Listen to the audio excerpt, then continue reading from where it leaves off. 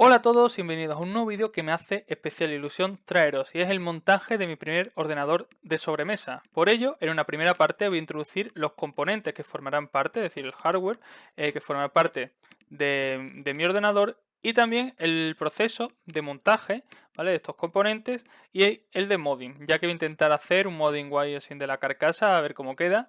Y por último voy a enseñar la instalación desde cero de Windows 11 a partir de un USB de arranque. Decir que es mi primer ordenador y no busco con este vídeo hacer un tutorial de cómo montar un ordenador de sobremesa, sino simplemente mostrar mi experiencia montando el ordenador, que también me ayudará mi hermano, y por supuesto espero que os guste mucho el vídeo. Así que dentro vídeo. Antes de empezar con el vídeo, y como muchas veces os digo que tenéis en la descripción los enlaces a los Discord que os comento, os voy a enseñar un poco cómo se estructura el Discord, ya que como sabéis en este canal nos centramos principalmente en las finanzas y creo que es bastante interesante pues este Discord, ya que no es muy conocido y creo que hay mucha calidad.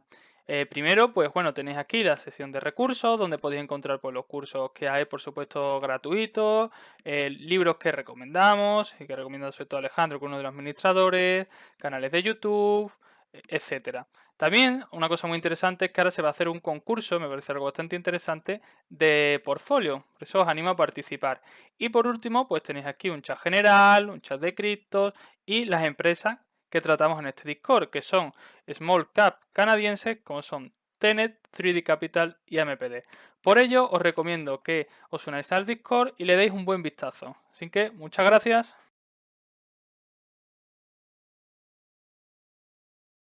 Después de esta breve introducción, vamos a empezar a hablar un poco de los componentes que conforman el ordenador y sus principales características. Por ello, me gustaría empezar a introducir uno de los actores más importantes, que será por supuesto la CPU, es decir, la Control Processing Unit o el procesador.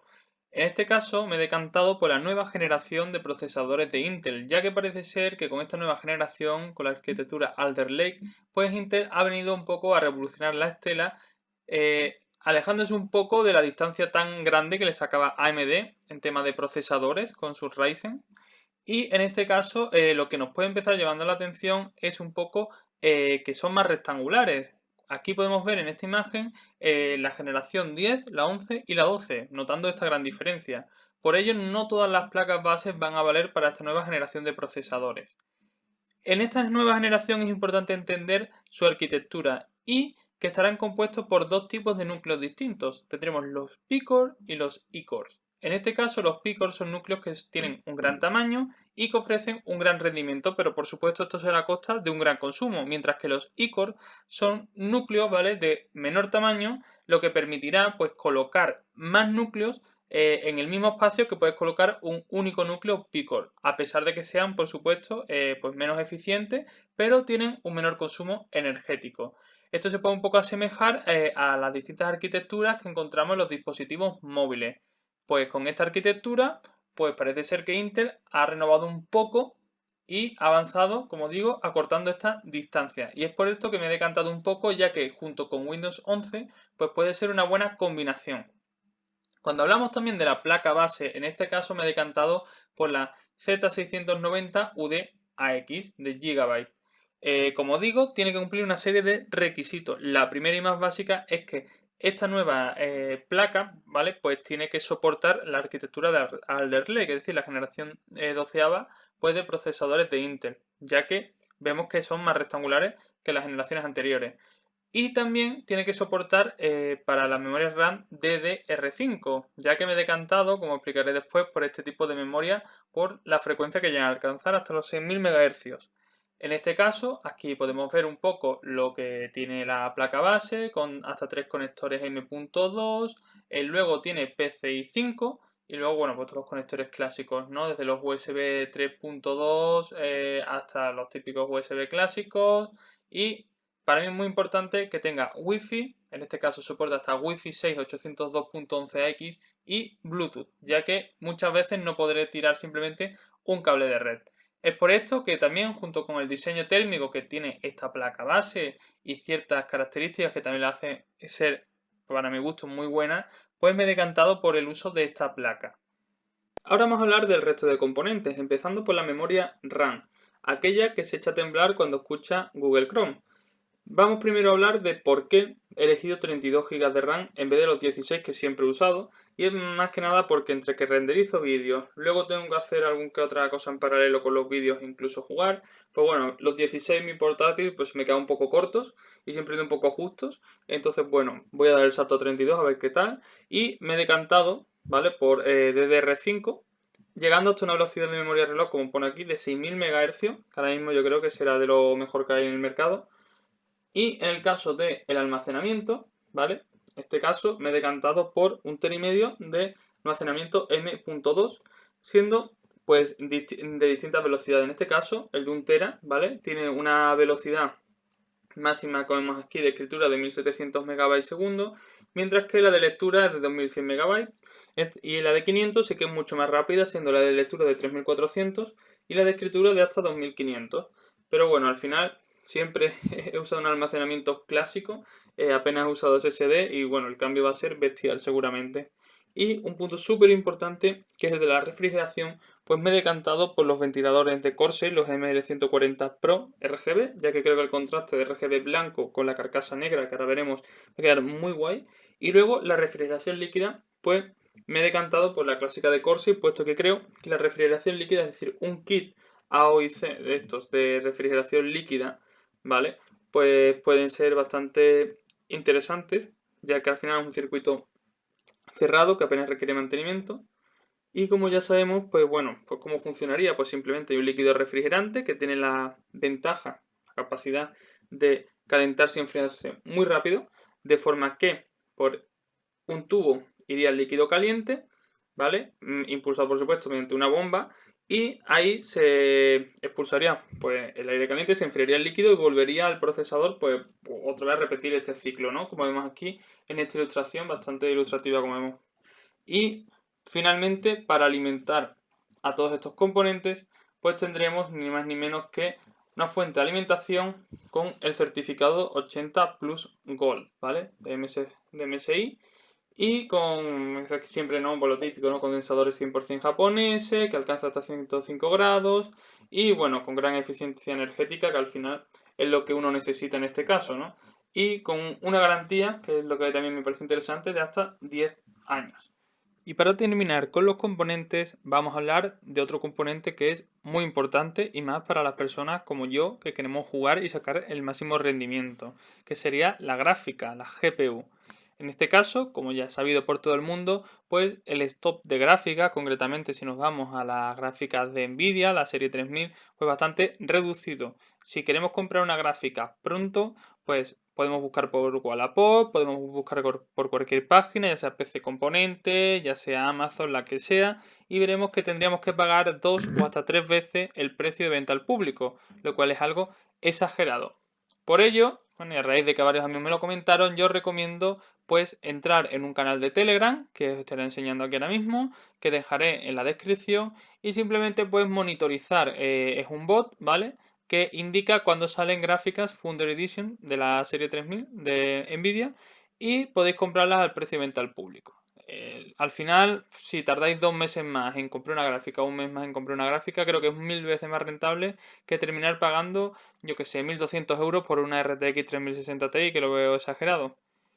Y por supuesto, como último, pues sería la carcasa, que sería un ordenador si no hay un sitio donde se pueda montar. En este caso me he decantado por la 4000D Airflow de Corsair, ¿vale? Que tampoco quiero enseñarla mucho, puesto que en el montaje la vais a ver en amplitud.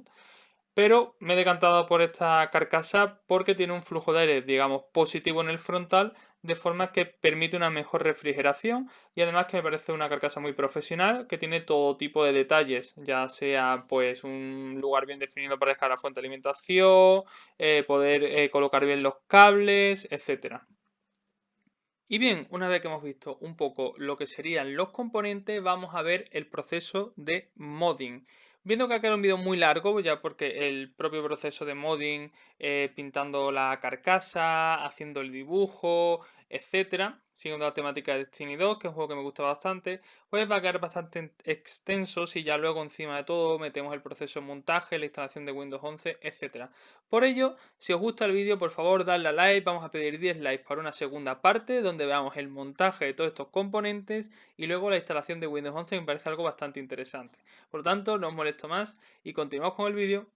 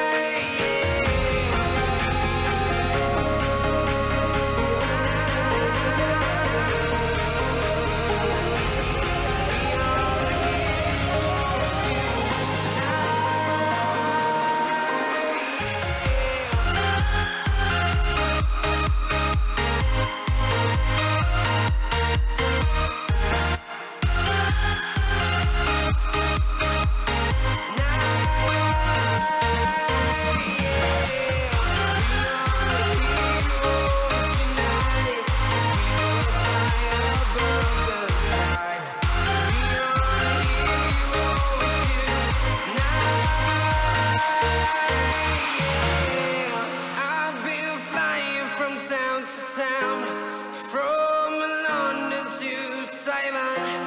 I've been all around the globe trying to protect your soul.